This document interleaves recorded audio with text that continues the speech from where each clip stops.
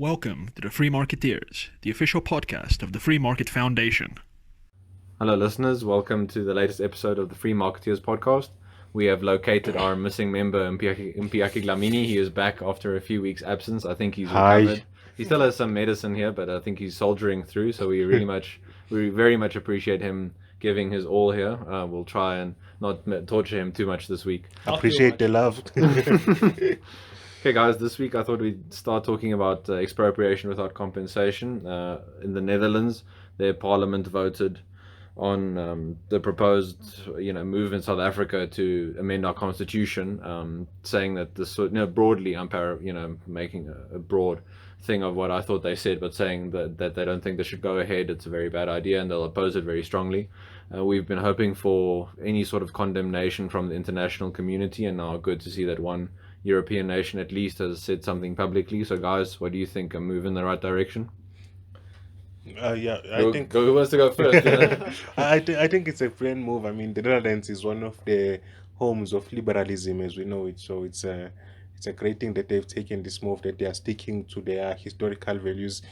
So this is a vote to instruct their government to basically study this process of that South Africa is going through, and making sure that it's not racially motivated, which is a good start.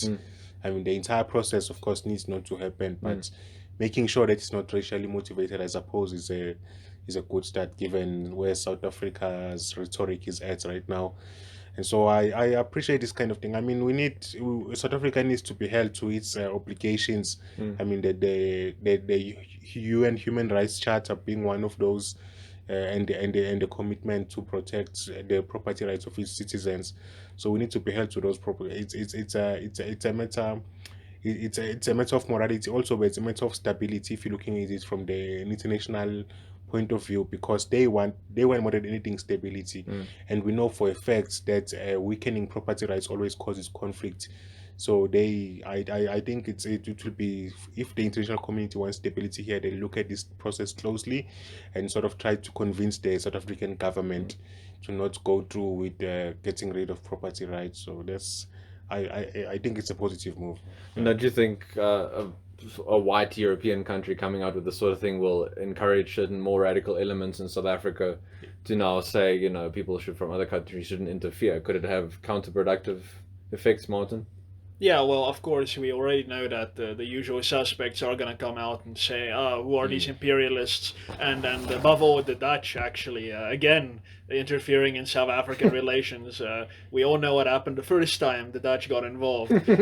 So, yeah, I expect that to happen. But I don't think the international community should be fazed by that. Unfortunately, I have spoken to people in America at organizations there, and they have told me that they do not want to go in on the whole expropriation story in South Africa because they would be accused of racism or whatever. So that is a problem, and I think the Dutch Parliament adopting this resolution is very positive in the sense that they've said, okay, well, to hell with the repercussions. We're standing on principle, or at least as much as you can hope politicians to stand on principle, and it's important because I think one of the only things that the South African government really cares about, now we've seen they do not care about economics, they do not care about crime, whatever. What they do care about is upholding this post-apartheid Mandela miracle image that is very much associated with the South African state.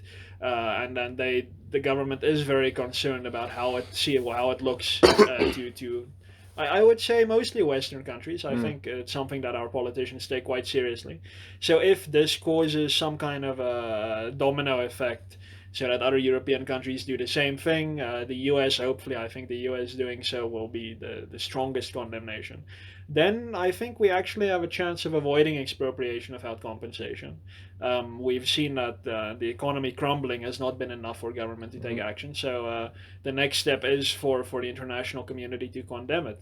And I mean, Mpiyakhe makes a good point about stability. Now we've seen with Venezuela, when it collapsed, I guess we can say by now, it had really bad consequences for countries around Venezuela. I mean, the Colombian border has been closed with Venezuela, I think, with the Venezuelan military, and refugees are streaming into every country around Venezuela. So, and someone recently told me that if the Venezuelan situation happens in South Africa, it would be worse than in Venezuela because we have had a far more developed economy. I think our population is bigger. So it's just imagine South Africans having to stream into Namibia, Zimbabwe, Botswana, I think mostly Botswana, and Mozambique. It will really destabilize the whole SADC region. And I don't think the international community wants that. So if they know what's good for them and hopefully see that it's good for us as well, they will condemn expropriation without compensation and really nip this in the bud before it goes anywhere. Have either of you heard anything broadly, any updates on where EWC is at the moment? With obviously after the election, new committees have new chairs being appointed, this sort of thing. But do you think, have you heard any rumors about what the bill might look like? Any from any other parties? Obviously, we know that the Red Berets want to make sure that the topic will be kept in the social conscience for the foreseeable future. For a very long time. That's sort of their MO. But what do you guys think? Have you heard anything concrete? So I haven't really heard anything concrete, but I would like to talk more about the point that's about the international community and in EWC. So another thing that is why it's important for the international community to speak out is because in the ANC strategy and tactics documents that it produces every 5 years, they explicitly say that every move they make must be done in taking cognizance of the international climate, Okay. the domestic climate, obviously. So they are very much aware that they need. They are actual economists like in charge of the ANC's NDR, for example, people who understand the impacts of. Let's say capital flights from South Africa and what will do to the rand. So they do understand the consequences, even though they are championing what are inherently bad policies, but they do understand some of the effects of those policies. So if the international community chooses silence because they are afraid of the accusations of racism, either in their own domestic politics or from South Africans, then they are playing into that trap because that's what they're counting on. So this is South Africa is very much reliant on FDI to prop up our rand. We have a deficit with the rest of the world when we trade. We import more than we export, Yeah. and so we do need FDI flowing into the country constantly, and otherwise the rand is just going to tank and we'll have inflation, which is one of the things that happened to Zimbabwe because the property became insecure and then all of the investors left. There was no more foreign money coming in, and then inflation just took off. Yeah. So yeah, if the international community doesn't stand up, then we are losing a powerful weapon in the fight for property rights in South Africa. I know they might not care about it on principle as we do, the three of us. So, but we do need them. We do need them to stand up. We also need other African countries to stand up as well. I'm sure the likes of Botswana are looking at everything that's happening in South Africa with some concern because they will be, as Martin said, they will be the most negatively affected out of out of any other country in Africa. Botswana will suffer the most, followed by every other country in SADC. And so those countries as well need to be putting pressure on South Africa. They do have some leverage on the country. So they should be as well saying, hey guys, maybe don't do this. It's such a bad idea. It will harm the rest of us as well. So that's all right. Like I don't know much about what the state of EWC is now. Right. Yeah. Yeah, I think it's just always good to keep these things in mind. Yeah, We shouldn't ever think it's not gonna happen, true. or now that and that some people aren't talking about it, it's not gonna come about again. Exactly. Yeah. Yeah, and look, the last I heard about EWC was in an update from the Institute of Race Relations. Terence Corrigan wrote an article for Politics Web. I think this was early this year, maybe February, which said that they have seen a leaked version of the bill. Then it's probably changed again, but I haven't seen anything concrete. But he basically said that the idea of state custodianship will be introduced into the constitution as regard to land. Not clear whether it's regard to all property, but to land. Now if that is true, then this is hard EWC rather than the soft EWC that would be better. If it's just like a watered down thing about the state may expropriate state property or abandoned property. But if they introduce this notion of the state is now the custodian of all land in South Africa, then we're in trouble, because that they did that with minerals in the year 2004, I think. And the state became the custodian of all minerals, and now fast forward to today, and I think our mining sector is collapsing because they don't have property rights. Now, of course, the mines themselves will say, no, that's not the reason. It's international, global trade environment or whatever. Sure. But that's because they don't want the government to come down harder on them already. Of course, it is because that they don't own the resource that they are dependent on for their continued existence. And I think that's if the government follows that path and basically nationalizes all land, then we're going to be in serious trouble, because then officials are going to decide whether whatever you're farming is a good use of that land. It's going to decide whether rather a political friend should become the owner of that farm. So that would be bad. I'm hoping that the IRR's report is either wrong, or that the amendment has changed in between. We'll only see once Parliament has settled down with its new committees and actually publishes the draft bill. So we are keenly looking forward, in I don't know, in a bad way, to seeing what government is intending. Okay, well, let's just hope that the move by the Dutch signals more international pressure. So one can always hope for these things. Then Mpiyakhe, moving on to our second topic, you wrote an article this week. It was published in City Press today. Listeners, you can find it there. We also shared it on our Twitter and Facebook pages. If you'd like to read it and share it, please do so. Mpiyakhe, you wrote about Rwanda and their meteoric rise regarding economic growth, and it's tied to something we hold very important and integral for growth, which is economic freedom. Yes. We've got an event on the 17th, 18th and 19th of July here at the FMF. It's an economic freedom of the world report audit of the South African economy. Listeners, if you'd like to come and join, please register on the website and come through to our offices on any of those days. But Mpiyakhe, could you give us an overview of your article, the sort of major points you touch on? So I did a piece of analysis that showed that roundabout the same time that Rwanda exceeded South Africa in the Economic Freedom of the World Index, that's when they also started exceeding us in terms of GDP per capita growth. And then they've just never looked back. South Africa has gotten our position on the economic freedom of the world has worsened, and Rwanda's they've made some major reforms and they've just rocketed ahead, and they've even exceeded Botswana as well, which used to be the traditional second African country after Mauritius in the FW. Everyone always talks about Botswana. And now it's Rwanda, and they. I mean, there are problems in Rwanda, because I don't think they have the institutions to have a proper respect for the rule of law. So, like, I think Botswana in the longer term will be better off because they have stronger institutions. But Rwanda right now, in terms of economic reforms, they are making the right economic reforms, and those are making sure that they are just being successful, and they are achieving all the goals that President Cyril Ramaphosa set for himself. And speaking of the president, I'm sure that they did sweeping things such as focusing on the fourth industrial revolution and these grand plans, or did they do basic things like labor reform? Did they have some job summits and investment summits every day? No, this is one of their biggest improvements is actually in the area of property rights. I think they are either number 2 or number 1 now in Africa in terms of property rights in the EFW. So they've done major reforms. We're making sure that investors' property is secure, that Rwandans who want to start businesses, their property is secure.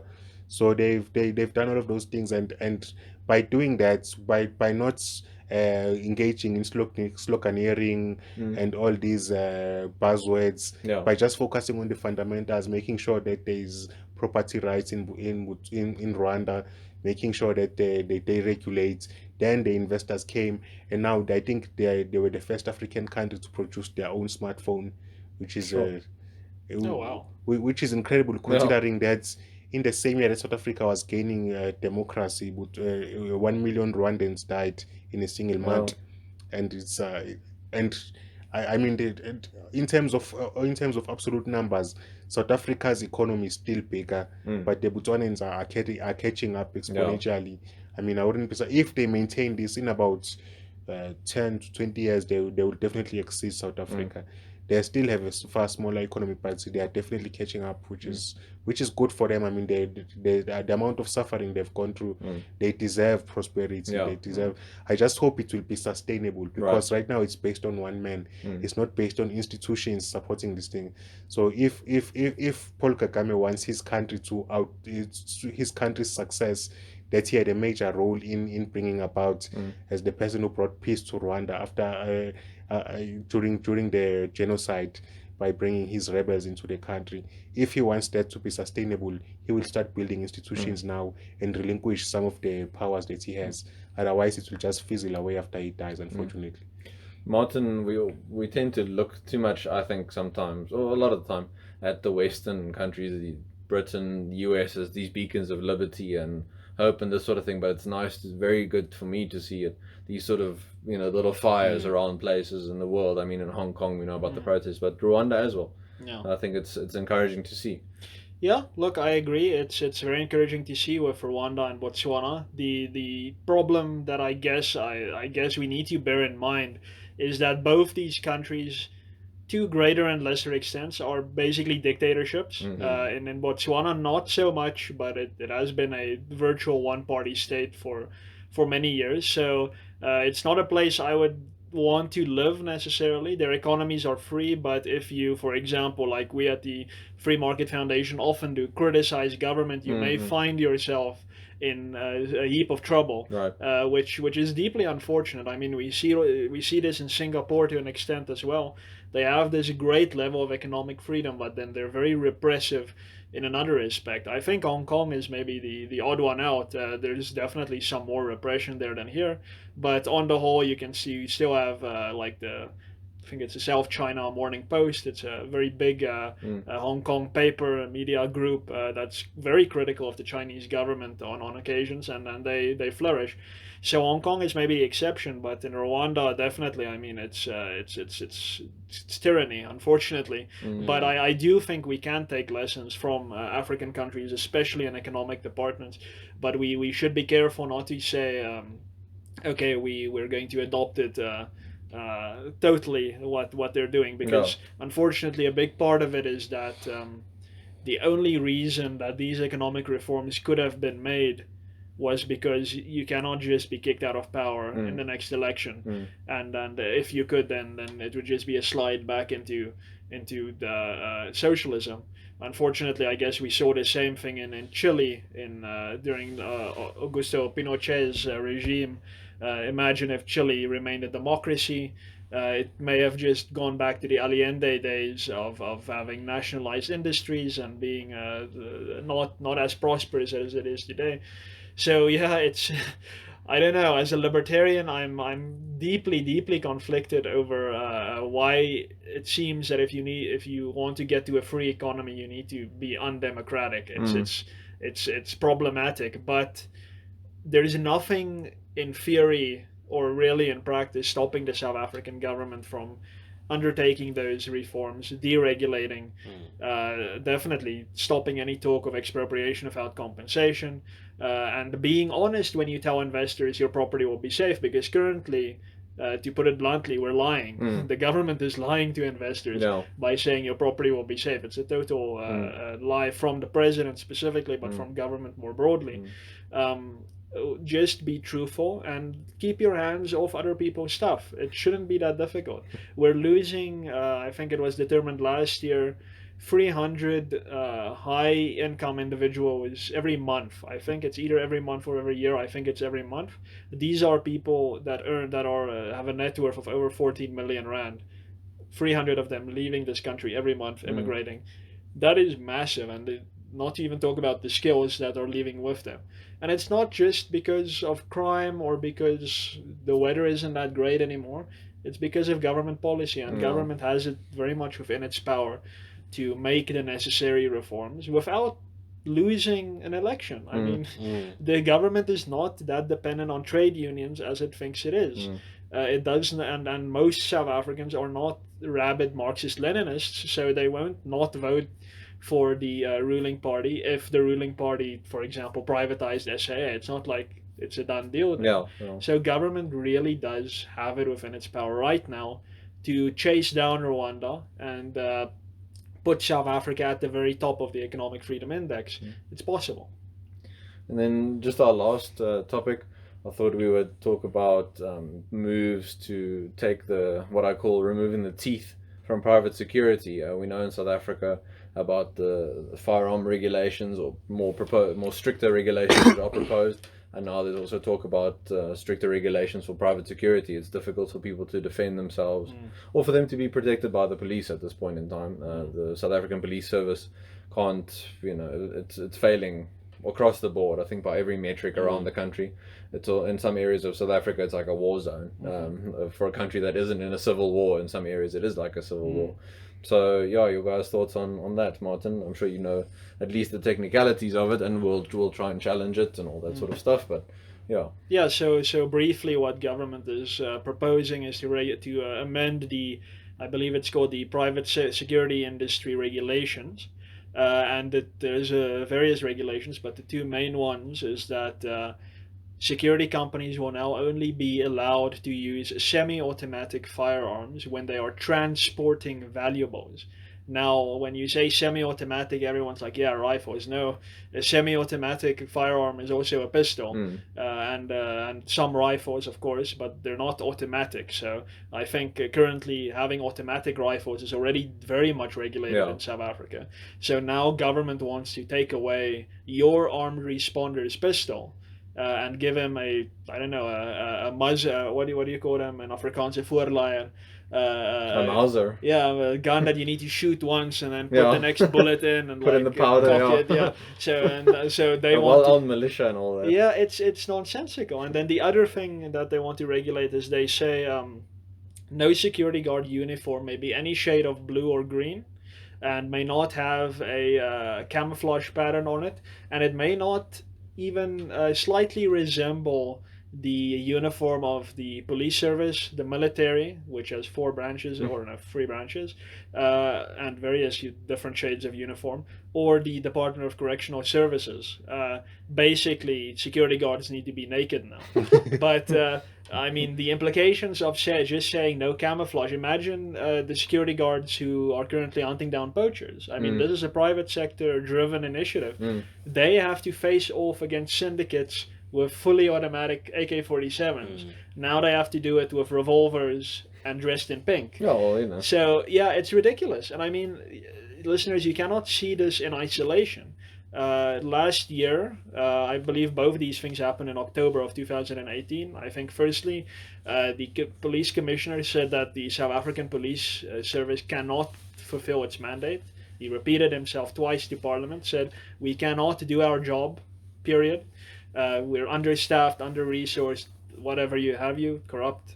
And the other thing was that a draft amendment to the Firearms Control Act was leaked, which basically says self-defense will be removed as a valid reason for obtaining a firearm license. So if you want to defend yourself, no firearm license for you. But if you want to go sport shooting, that's fine. You can get a firearm license then. So ridiculous. This government is really trying to take away ordinary citizens' ability to protect themselves directly and now even indirectly by going after private security. So yeah, I'm very, very concerned, and I'm really hoping that South African gun owners and the security industry and everyone who uses the security industry, very important, if you make use of any kind of armed response or security at your home, speak up for this industry, because I think we all really depend on the private security industry far more than we depend on the police, because I think most of us just assume the police aren't going to help us. Yeah, for all of you living in boomed up or gated communities, I mean, there's always some security company there at the boom, so that'll have an effect on you as well. So think of your...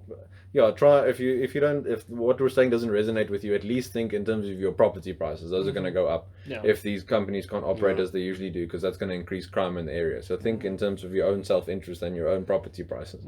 Mpiyakhe, your thoughts on this? No, everything you care about, from farm matters, everything, like it's just the last thing we need is having our ability to defend ourselves lessened. We need more freedom to be able to defend ourselves as South Africans. And I wonder if this could be challenged on the basis of rationality, Martin, because the argument for restricting gun rights is always to restrict the supply of available guns in the. But we know from the evidence that we've seen that the supply of guns to criminals comes more from the actual law enforcement agencies and other government departments than it does private gun owners. So isn't there a requirement that these regulations should be rational in the sense that they should actually accomplish what they are meant to accomplish? Yeah, there is such a requirement. Courts, in theory, I must emphasize in theory, must, when assessing the constitutionality of legislation, determine that there is a legitimate government purpose for the intervention and that that intervention has a reasonable chance of actually achieving that government purpose. So there needs to be a link between the problem and the proposed solution.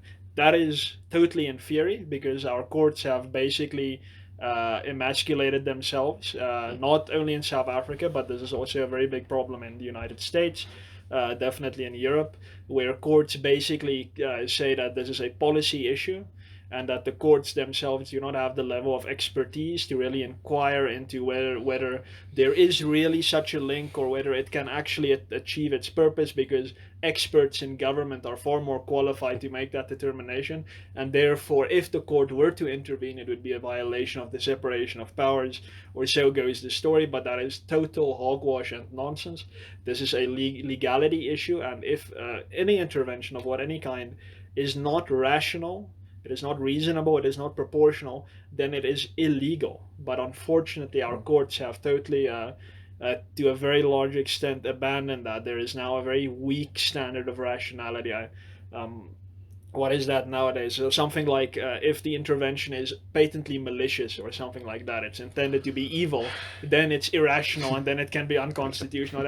That's nonsense. No, so I unfortunately have no faith in the courts to set this right, even though it is very much within their power and within their mandate to do so.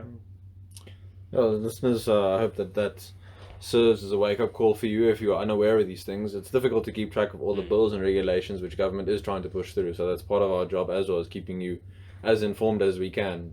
So even if we miss something here, make sure you follow us on Facebook and Twitter, and you might, you'll pick up there anything else that we don't bring up here on the podcast. Martin, on that note, will you just remind everyone where they can find us, all our work? Yeah, definitely. So first thing, please subscribe to this YouTube channel. That is the big red button right under the video. Follow us on Twitter at FMF South Africa, one word. Like us on Facebook, that is Free Market Foundation South Africa, or in the URL it's facebook.com/FMFSA. And of course, visit our website, www.freemarketfoundation.com, and remember to click on the events tab and always see what is coming up here at the FMF. Thanks for listening. Cheers.